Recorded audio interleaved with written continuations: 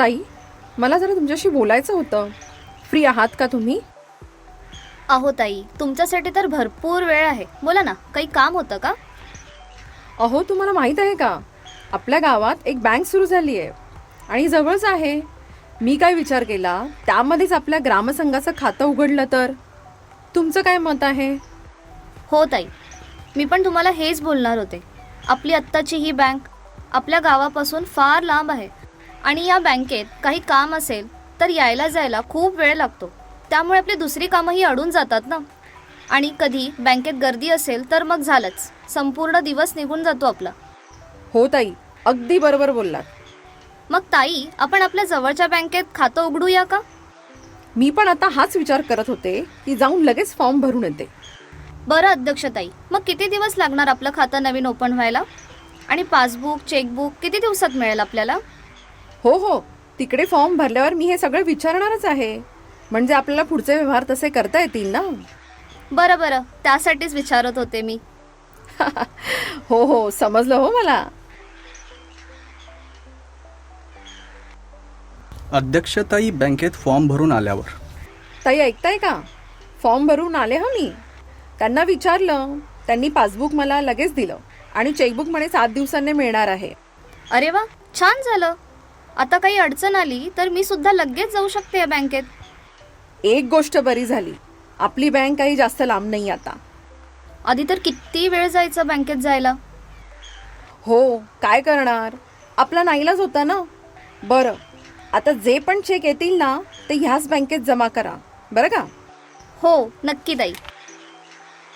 काही दिवसानंतर लताताई, आपल्या जुन्या बँकेचे व्यवहार तर तुम्ही ॲपमध्ये टाकलेत, हे मी पाहिलं होतं.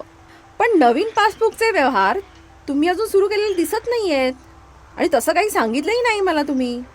हो ताई, मला ते विचारायचं होतं. नवीन बँकेचं नाव या मोबाईल ॲपमध्ये कसं टाकायचं? हे आपण कधी केलं नाही ना, म्हणून समजलं नव्हतं मला. हो, तुमचं बरोबर आहे. या, मी सांगते तुम्हाला. हा घ्या ताई मोबाईल. बरं, लक्ष द्या. तुमच्याकडे लॉग इन आय डी आणि पासवर्ड तर आहे, माहीत आहे ना तुम्हाला? हो अध्यक्षताई, ते माहीत आहे. करा मग लॉग इन. आता आपल्याला खाती म्हणजेच मास्टरमध्ये जायचं आहे. त्यानंतर बँक हा पर्याय निवडायचा. आता बाजूला अधिकचं चिन्ह आहे ना, त्याच्यावर क्लिक करायचं. लेजर नेममध्ये बँकेचं नाव टाकायचं. त्यानंतर ओपनिंग बॅलन्समध्ये बँकेत आपल्या अकाउंटमध्ये जमा असलेली शिल्लक रक्कम टाकायची आणि सेव्हवर क्लिक करायचं.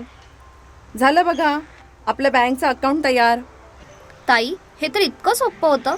उगाच घाबरले मी. जरा स्वतः प्रयत्न करायला पाहिजे होता. जमलं असतं मला. काही चुकलं तर अशी भीती वाटत होती ना. ठीक आहे हो लताताई, चालायचंच. आणि चुकलं असतं तर मी होते ना, मी घेतलं असतं की सांभाळून. हो ना ताई, तुमचाच आधार आहे हो मला.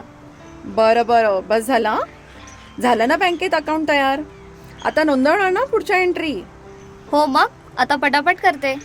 बरं ताई, पण आता एक लक्षात ठेवा, जेव्हा तुम्ही व्यवहाराची नोंद करायला सुरुवात कराल तेव्हा आपल्या नवीन बँकेचं नाव निवडायचं, बरं का?